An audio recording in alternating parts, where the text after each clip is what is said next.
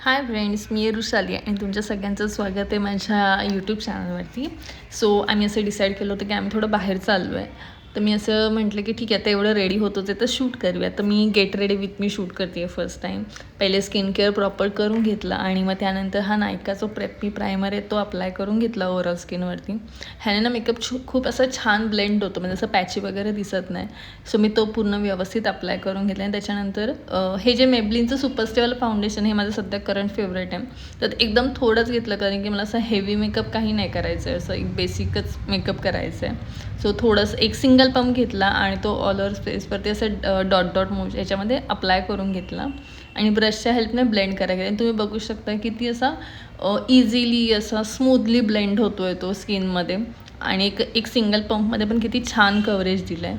So एक असं proper hairline वगैरे सगळीकडे छान ब्लेंड करून घ्यायचा नेकवरती. आणि तुम्ही आता फायनल लुक बघू शकता की तसं नॅचरल ग्लो येतो आहे त्याच्यामुळे. आणि मग ह्याच्यानंतर मग मार्शी ई सेटिंग पावडर आहे, तर ती ओव्हरऑल स्पेसवरती मी थोडी थोडी करून अप्लाय करते. असं एकदम नॉर्मल जास्त मला असं मॅट नको आहे म्हणून मी थोडंसंच अप्लाय करून घेते पूर्ण फेसवरती.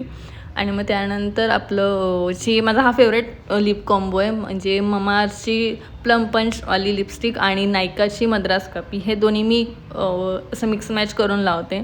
हे दोन्हीचा जो शेड आहे तो मला खरंच खूप आवडला. हा जर डेली गो टू शेड झाला आहे आता सध्या तरी. आणि मग कसा दिसतो हा शेड तर तुम्ही पण मला नक्की सांगा.